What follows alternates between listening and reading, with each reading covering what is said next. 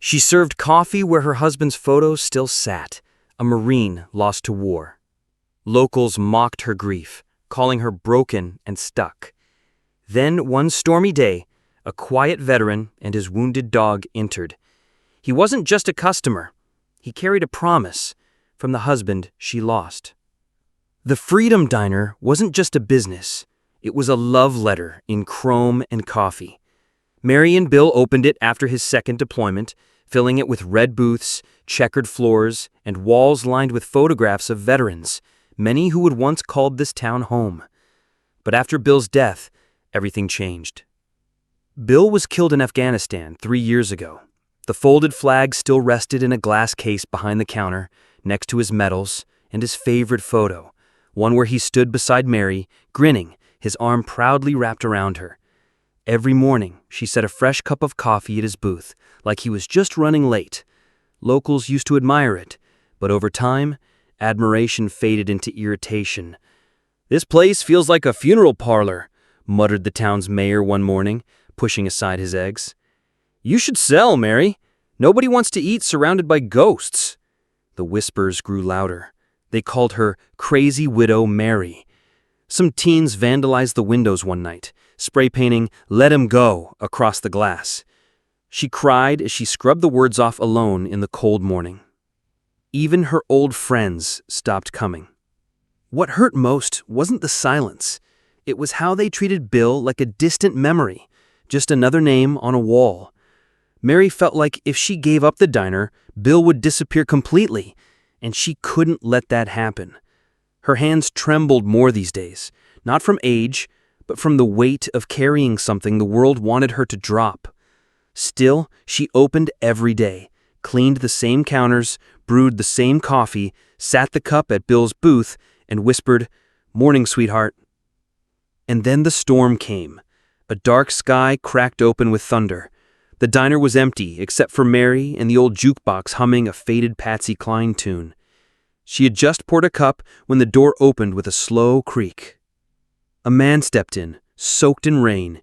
He wore a military cap, a scar traced along his cheek, and beside him, limping slightly, was a black Labrador with cloudy eyes. He didn't speak right away. He scanned the room like he knew it, and then his eyes locked on the memorial booth. He walked toward it, gently removed his cap, and said, "Sergeant Bill Walker. I never thought I'd see his booth again." Mary froze. Her heart pounded. She hadn't heard that name spoken with reverence in years. He looked at her, eyes heavy with memory. "I served with him. We were brothers. He saved my life." The world stopped. For the first time in 3 years, Mary's tears weren't from grief, but something else. Recognition. Connection. A spark of life. Mary's hands trembled as she set the coffee pot down. She stared at the man, her voice soft and unsure. You knew Bill?" The veteran nodded slowly, his voice thick with memory. "Corporal Daniel Reyes. We served 2 tours together. He saved my life outside Helmand Province, back in 2010. Took shrapnel to the ribs to pull me from a burning convoy." Mary's knees gave out, and she sank into the nearest booth. "He never told me that." Daniel gave a soft, sad smile. "He wouldn't. Bill wasn't one for glory. He just did what needed doing." The dog rested quietly beside Daniel, his gray muzzle pressed to the floor. Mary glanced at the canine's vest. Service, PTSD. There was something broken in Daniel's eyes, not just from war, but from something deeper, something still bleeding. "I didn't just come for coffee," Daniel finally said. "I came because of a promise." Mary looked up sharply. "A week before he died," Daniel continued, voice growing rough, "Bill handed me a note. Said if anything ever happened to him, I was to deliver it in person. Not by mail, not by call. In person. He made me swear it." He reached into his soaked jacket and pulled out a weathered envelope. The edges were worn, stained with time. Her name was on the front. Mary Walker, in Bill's unmistakable handwriting. Her hand hovered over it, shaking. "I'm not ready." "You are," Daniel said gently. He knew you would be one day. That's why he waited on you to open it." She finally took it with both hands, holding it like something sacred. As she opened it, the room seemed to still. Even the storm outside seemed to hush. "My Mary, if you're reading this, it means I didn't make it back. I know you're hurting. I know your heart will fight to hold on to me, and I don't want you to stop. But don't let this diner be your grave too. It was our dream, but it's not your prison. I've asked Danny to come find you because he understands what it's like to lose pieces of yourself in war and in love. Trust him. Let him help. Let him remind you that you're still alive, even when I'm not. I love you forever, but I need you to keep living. Bill." Mary couldn't breathe.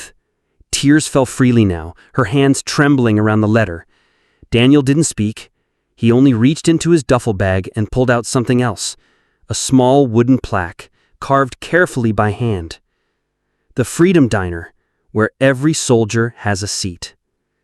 "I made it," he said, "to honor him, to honor you." Mary stared at the plaque, the dog, the soldier, the letter, and she realized this wasn't the end of Bill's story.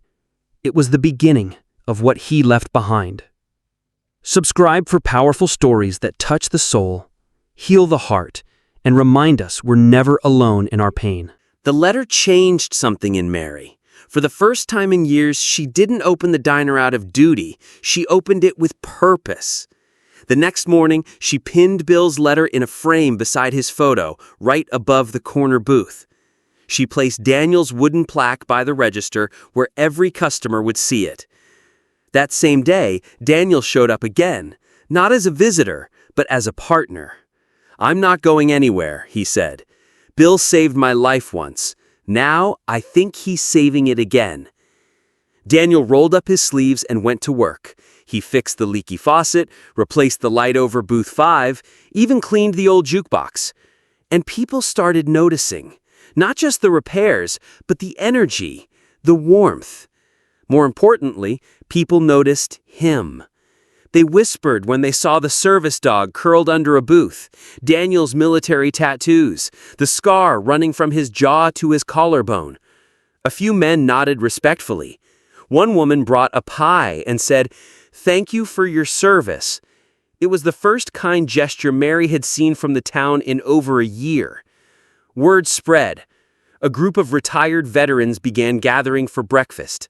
They pulled their tables together and called it the Honor Row. A young girl left a handmade flag at the memorial booth. Even the teens who once vandalized the place came by quietly and scrubbed graffiti from the alley wall.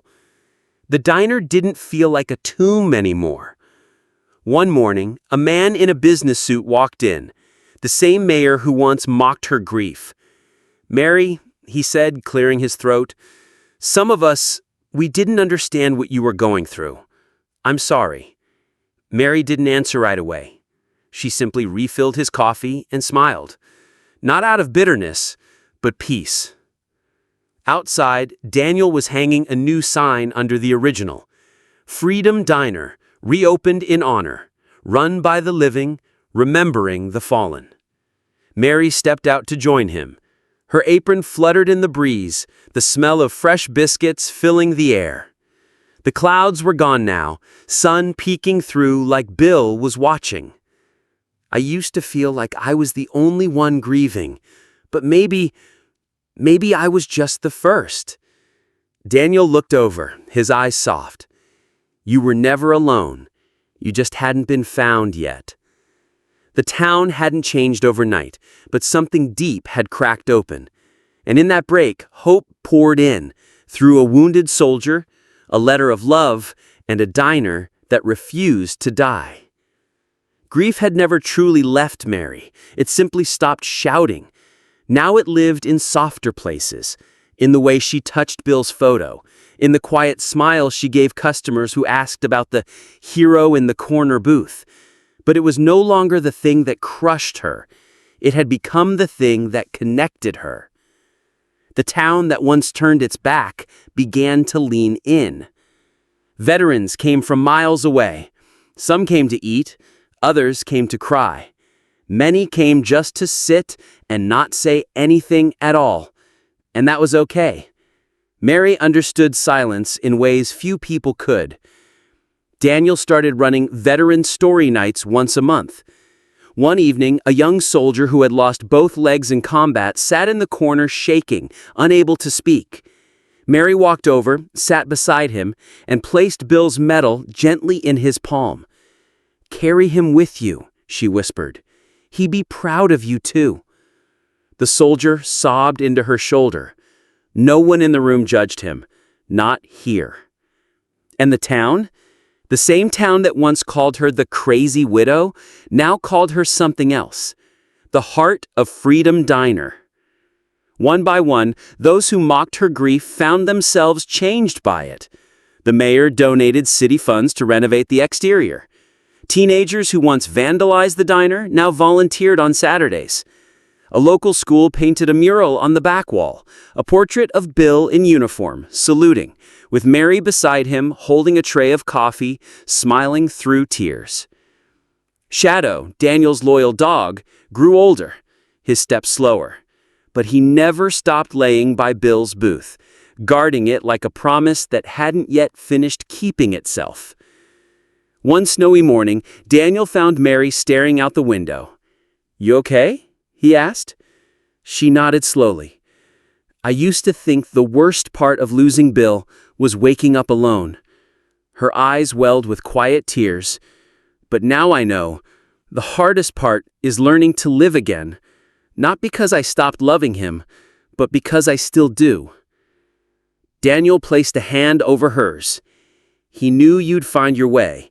He just sent me to walk with you until you did." They sat there in silence, the kind that doesn't need to be filled, the kind that feels like home. And in that silence, Mary realized something. Bill wasn't gone. He lived in every plate of food served with compassion, in every soldier honored by name, in every soul who entered broken and left a little more whole.